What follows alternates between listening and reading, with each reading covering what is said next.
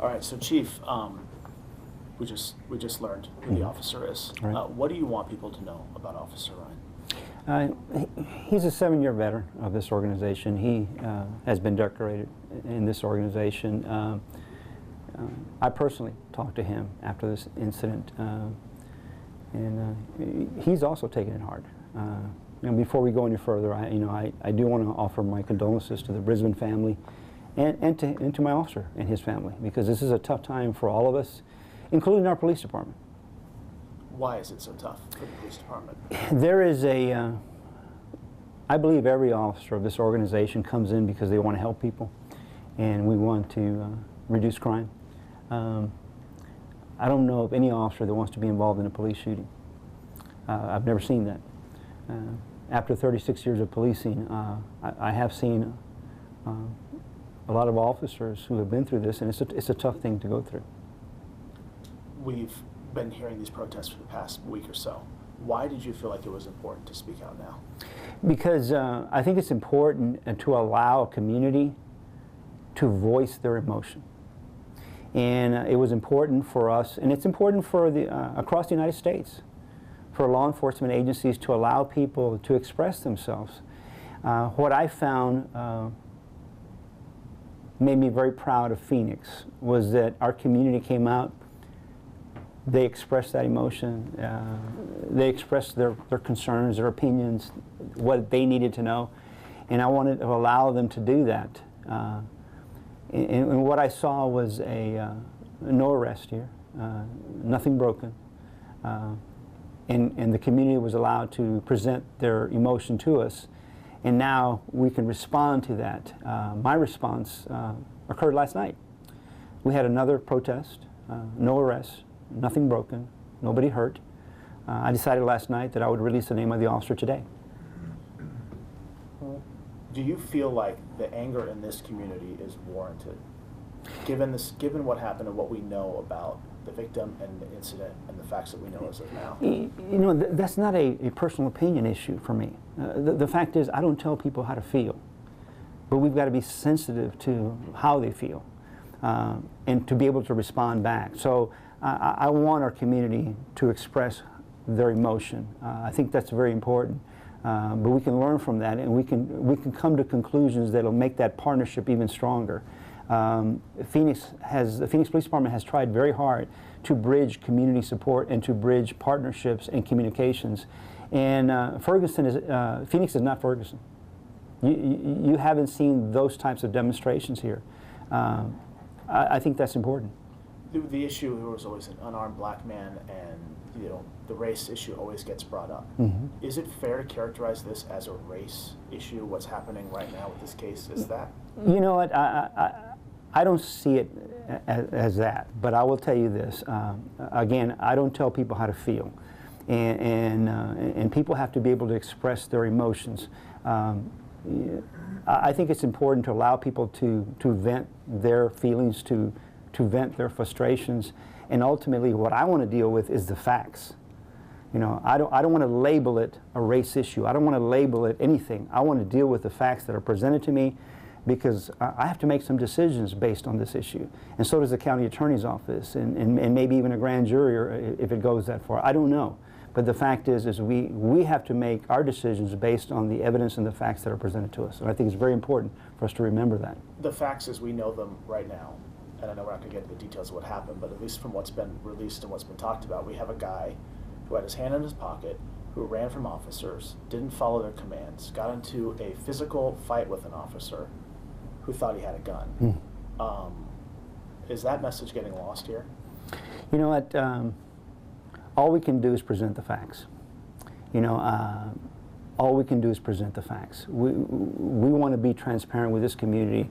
My mission from immediately after the shooting was to get all the information out as quickly as possible.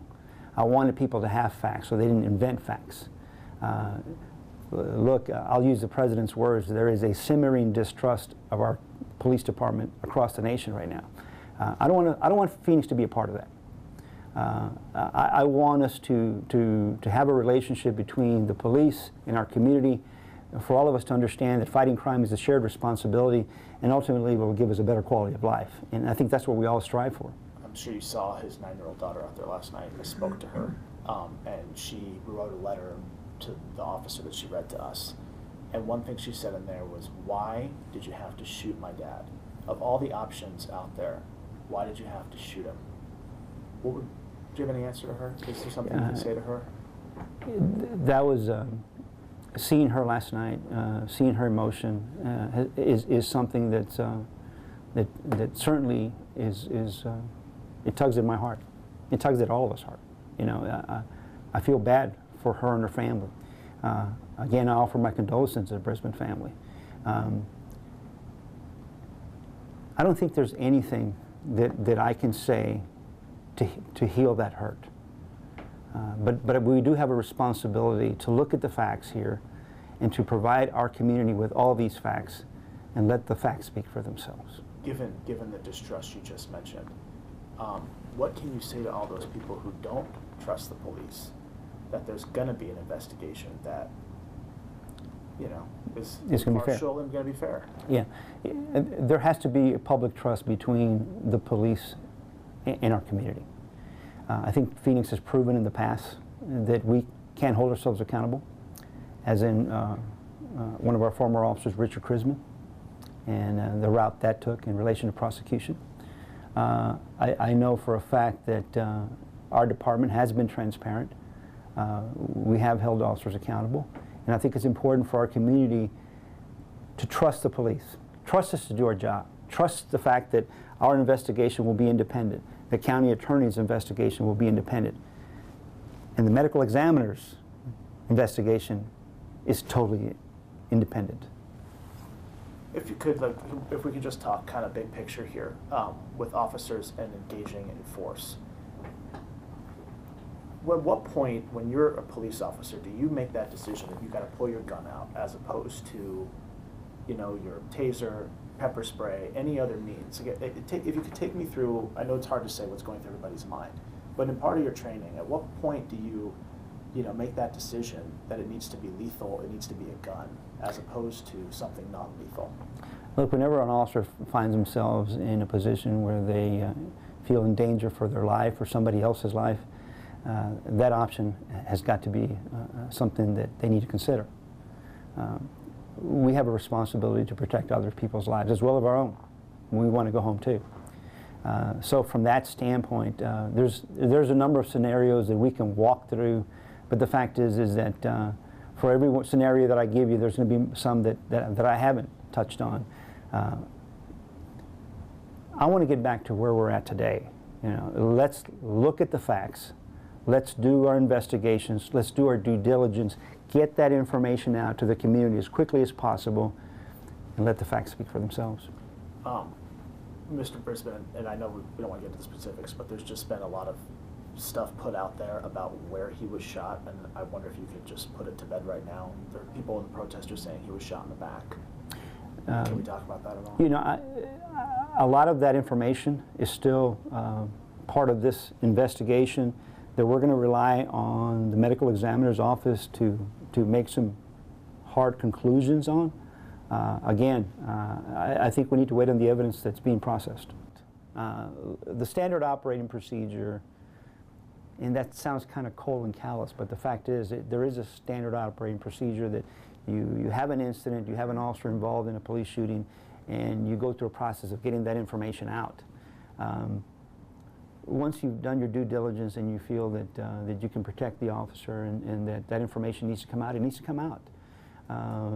But there's a broader picture of who Mark Rine is, and I'll let the media and speak for itself on that issue. I think it's important for us to see all the evidence on both sides of the issue, on both individuals, on both situations as they present themselves, and once again allow the facts to talk for themselves. You know what? Their question was very similar to yours. Chief, what do we tell the community when we walk out of here? And my answer to that was tell them to trust their police department to do the right thing. But Andrew, since I've been here, one of the things that I've asked for is our officers to have a very high standards of policing. I believe that high standards of policing give you accountability. And if you have accountability, you're going to have public trust. And I think that's the difference between Phoenix and Ferguson, and I also think the fact that the Phoenix Police Department works very hard to have relationships with our community. And we've been very successful with that. There have been, this is all, in obviously what happened in New York, what happened with Ferguson, all that stuff. I mean, I know I kind of asked this already, but do you feel like it is fair to lump these all into the same category? You know what? Again, I'm not going to tell people how to feel, but I do want people to recognize that, that every city, every police department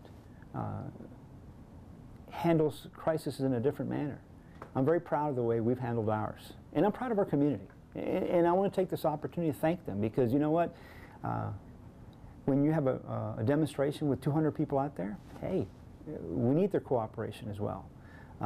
It's not just about having police officers there and showing a use of force. It's having police officers out there and having communication between the demonstrators and the police, and with both of them understanding that their goal is a safe demonstration. And I thank them for that.